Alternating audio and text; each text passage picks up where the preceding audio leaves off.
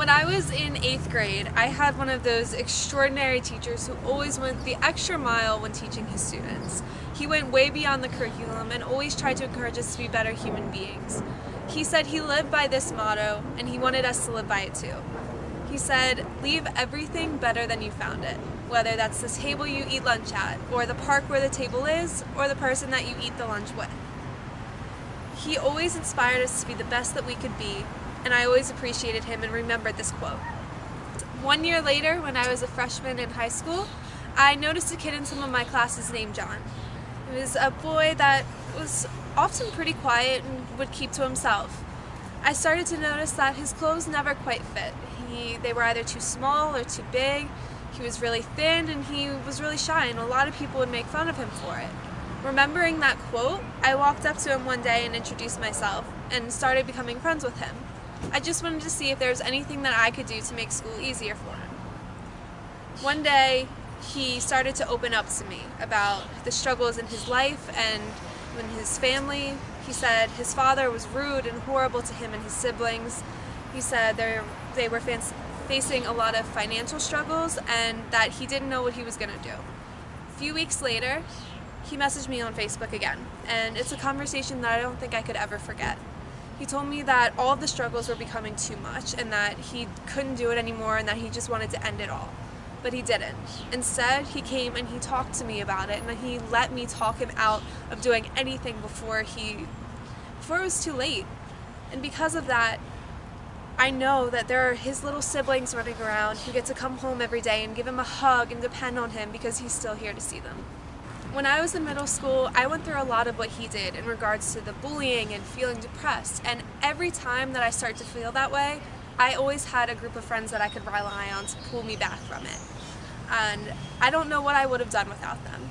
And I can't explain to you the emotions that I felt realizing that that quote inspired me to reach out to him, and because of it, 2 years later I got to watch him graduate.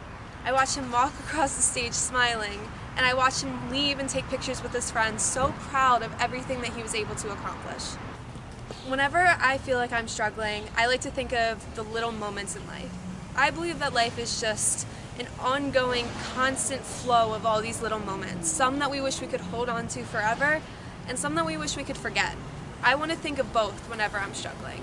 I think of happy moments, like when I was in high school, I walked out of my senior prom and looked up into the sky and saw a full moon. And in that moment, everything just made sense. I saw how far I'd come and everything that I had achieved, and I was able to be proud of myself. It was just, I can't even explain to you how I felt in that moment. Another example is at the end of the University of Maryland basketball season. It's also the University of Maryland dance team season ending too.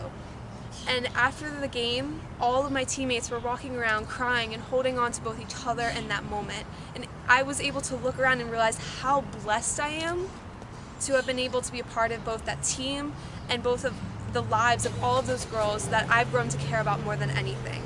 These moments make me happy. They're such fond memories that I always think of them when I'm struggling to lighten me up and remember life is good.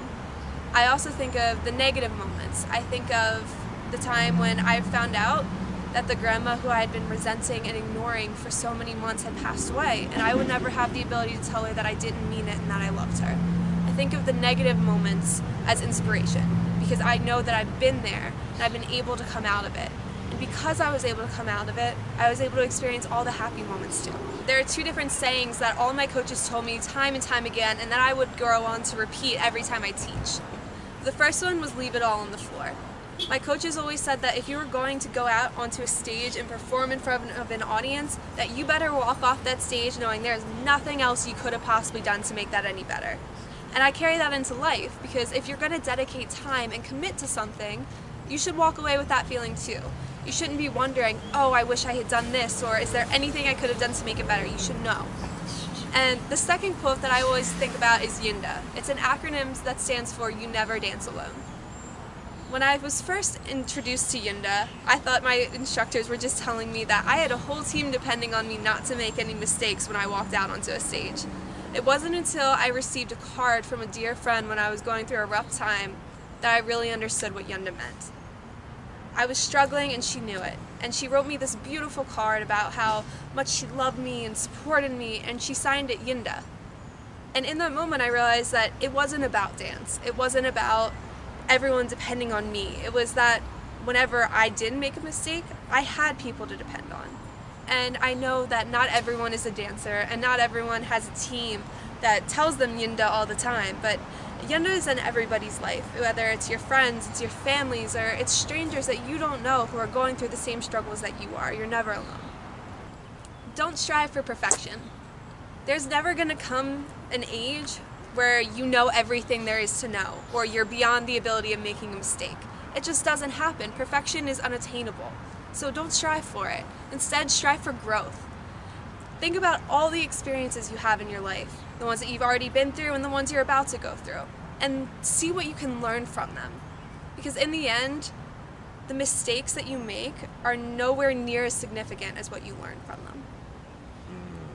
So very powerful. This has been such a powerful interview. And guys, please always remember, your glitch is your gift. We'll see you next time on the next episode.